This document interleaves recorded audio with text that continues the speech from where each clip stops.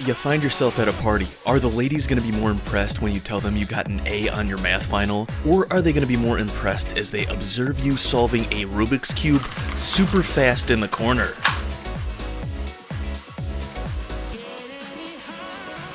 I would say the latter. Forgive me, all jokes aside, what I'm really trying to say is I've always found the Rubik's Cube to be a puzzle that only geniuses could solve. But then I learned the beginner method. A series of several different algorithms and rules that are fairly easy to remember that had me solving the Rubik's Cube in just under 5 minutes. The only problem is, whose attention span is 5 minutes anymore? What I'm saying is you're at the party trying to bust a sub 5 minute solve in the corner. By minute 2, you barely have the second layer going. Doesn't look like you're getting anywhere. The ladies have already assumed you're just being weird and they're up talking to Chad about his future unlikely pro football career when they don't realize you're actually smart and more likely to be rich in the future. You just couldn't solve the cube in time. You just couldn't do it. Okay, all jokes aside, what I'm actually trying to say is, if you can solve a Rubik's Cube fast, regardless of the method, it looks super cool. That's crazy. That is why I tried to learn how to speed cube in only 1 month. This is what happened.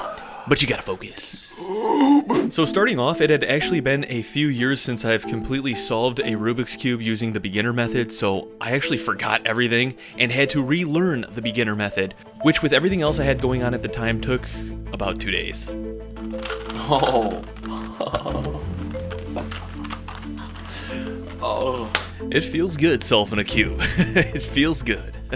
Over the next 2 days, I worked on further embedding the beginner method into my memory and trying to be faster at solving the Rubik's Cube with the beginner method. Now with this technique, by the end of day 4, I managed to get my cube solve time down to about 3 minutes. By the way, if you're interested in learning the beginner method, the tutorial I used is actually my old 5-minute beginner method tutorial I made back when I first learned how to do the beginner method. Oh man, 3 minutes? 3 minutes?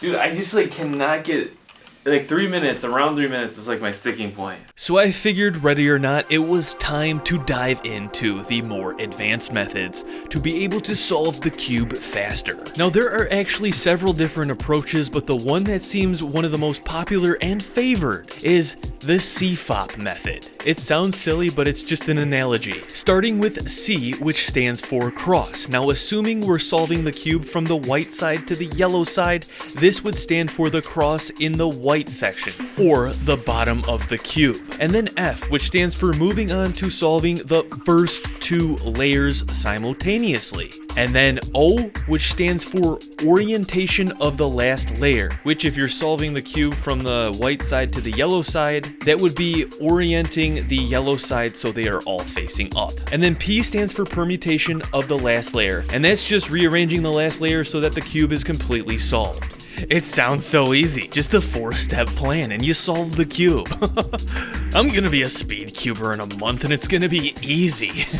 At least that's what I initially thought. Anyways, my first approach at learning the CFOP method wasn't to start with learning how to solve the white cross quickly, because I could already solve the white cross just with intuition in the beginner method. No, I figured let's go to something a little bit more impressive, and that's learning to solve those first 2 layers simultaneously. Because I mean, that's kind of the bulk of the cube, right? At least it appears that way. And well, what I found out early on is this approach at solving the first 2 layers simultaneously is its own subcategory called F2L. Now based on how the cube is arranged after you solve for the white cross, there are several different algorithms you can memorize in order to solve each corner of the first 2 layers of the Rubik's Cube. So for the next couple of days, I attempted to memorize these algorithms and try to apply them. However, I got so confused. It was so much harder than I realized to recognize how the cube was laid out and then try to apply some memorized algorithm, which were really hard to remember, by the way, because they were kind of similar to each other and some weren't, and it's just what am I even doing here? So then after watching a few different videos on solving the first 2 layers of the Rubik's Cube quickly, I came across the suggestion that you should learn how to intuitively solve the first 2 layers, also known as intuitive F2L. That's so wrong. Oh man, I'm stupid. And I was still initially having trouble, and the cube just wasn't moving fast. Speaking of which, maybe I needed a better cube. An actual speed cube. So I ordered the cross between the cheapest yet most highly recommended speedcube on Amazon. Oh. Honestly, getting this one was actually a great decision. It wasn't expensive and it felt so much faster, and there was something so satisfying about having that like magnetic whatever they do to it. There's just something so addicting and good feeling about how a speedcube feels, at least this one that I bought. I mean, I could have just quit here and treated this thing as like a fidget spinner or something like that. Look how fast that is. Oh. But no, don't worry, I got back to the plan, and that's trying to learn to intuitively solve the first 2 layers after solving for the white cross. Now this actually ended up taking longer than it probably should have. I think at first I was trying to go too fast and trying to even just memorize some steps, when in fact I should have been sticking to being 100% intuitive about trying to solve the first 2 layers. Which, once I finally figured it out, actually turned to be pretty simple. Ultimately making it as simple as possible, all you really need to do to solve the first 2 layers is line up a corner and an edge piece so that they're finished on the top, and you do this by only moving the top and the side that you want them to end up on, because if you move any other side it might jumble up the rest of the cube. And then once they're lined up, you just insert it. Once I finally intuitively got this down, using this method of solving the first 2 layers simultaneously, combined with the rest of the beginner method to solve the rest of the cube, I was able to get my solve time down to a new personal record.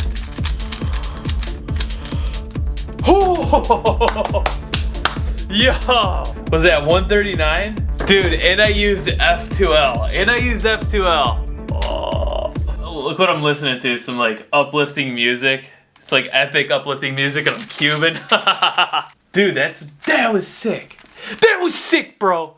I worked for that. I worked for my cube. It was at this point I started to feel this unspoken acceptance into the legion of fellow speedcubers. I fantasize of it like this. See, I'm walking down the street one day and I come across another individual, but there's just something about them. Maybe it's in the way they walk or the way they look, slightly introvert, but with a flair of cyberpunk. And boom, I know, immediately. A fellow speedcuber, and without spoken words, a little nod, or maybe a flick of the wrist, we share this mutual respect. And as we part our ways, that respect remains. That is until one day we find ourselves battling in competition for the utmost... I don't know where I'm going with this. Anyways, what I'm trying to say is I started to feel pretty dang cool being able to solve the Rubik's Cube around 2 minutes, and I started to feel like I was actually becoming a speed cuber. The only thing was, whose attention span nowadays is 2 minutes? I needed to get my solve time under 1 minute. So for the next 2 weeks, every time I got a chance, I practiced trying to speed up my intuitive F2L, along with the beginner method for the rest of the cube. However, I seemed to be stuck between my all-time best of about 1 minute and 40 seconds to somewhere about 2 minutes and 20 seconds. I just couldn't break through. And rather than slowing down and working on the basics, I thought it would be the quickest if I could just jump ahead to the more advanced, solving the final layer using orientation of the last layer and permutations of the last layer. The only issue is there's over 50 algorithms just for orientation of the last layer. And then there's some 20 or so algorithms to memorize for the permutations of the last layer, and some of them are long. But luckily, there's another option called 2-look OLL and 2-look PLL. For this, there's only 10 algorithms to memorize for 2-look OLL and 6 algorithms to memorize for 2-look PLL. The big difference with 2-look is, say you do one of these algorithms for 2-look OLL. Well, after that, you're most likely going to have to do another one of these algorithms for another arrangement of this 2-look OLL. So it basically takes 2 different algorithms before that step is solved, which I guess when you get really fast, it makes a difference. But in my case, trying to get under 1 minute, I figured this would be plenty fast enough for now, and it is actually recommended you learn the 2-look OLL and 2-look PLL before just memorizing all 50 algorithms for the one and over 20 for the other. Okay, so I only had to memorize 16 different algorithms. How hard could it be? Well, it turns out, at least for me, this was super difficult and super just confusing. You see one wrong move and it's all messed up. And a lot of them kind of feel like the other ones if you're just going by feel. It's like this whole thing. Memorization of algorithms is actually perhaps even harder than sometimes just trying to do it intuitively. But ultimately, when you do get it memorized, it's gonna be so much faster. And that's the point of speed cubing. Getting it done quickly. That was fast.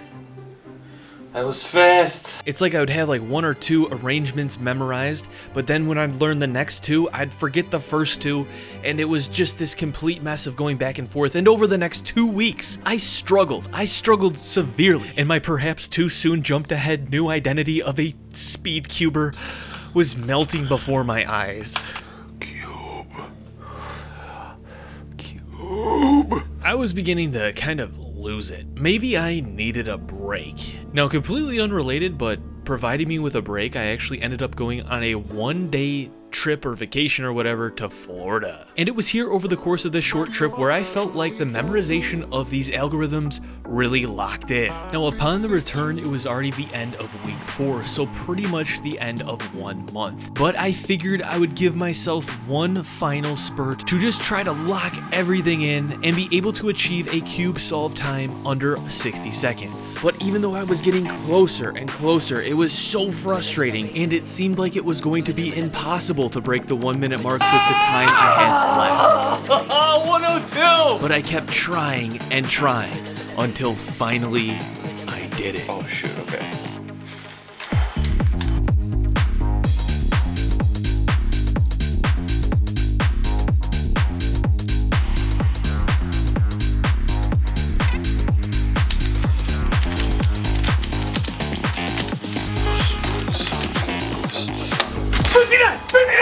Yes! Yes! Oh! Yeah! Down to the wire. I didn't think I was gonna get sub 1 minute, but dude, boom! Boom! So by the way, I looked up what does it take to be considered a speedcuber, and the definition I got, according to Google AI, was like, anyone could be considered a speedcuber if they are constantly in pursuit of getting faster at solving the Rubik's Cube. So it's just a mentality, I guess. But then I was kind of looking on some forums and stuff, and they said, you know, if you get a sub a minute, that's like your entryway into becoming a speedcuber. And I just did it! I definitely know as of right now I cannot replicate that every single time. I gotta be honest, I think I just got lucky on that last one, but still, you know what, still. Anyways, what pursuing this has taught me is that the different levels to cubing is insane. And I realized that, like, people who can solve this in under even 30 seconds, like, dude, you're blowing my mind. You're blowing my mind. Like, it's insane. And I have, like, a new respect for anyone who's a speedcuber, anyone who's, like, doing that. Dude, it's one of the, it's just my opinion. It's one of the coolest things. It's just so cool, man. So, yeah, shout out to anyone out there. Let me know your best time solving the cube if you're, you know, you're into this. What I'm thinking going forward is I actually still, just for my own interest, want to continue pursuing the speed, because it's just so cool. With that being said, I hope you guys enjoy this video. Stay tuned, more videos coming out. Hope you all have a great day. Peace. I will see you all in the next video.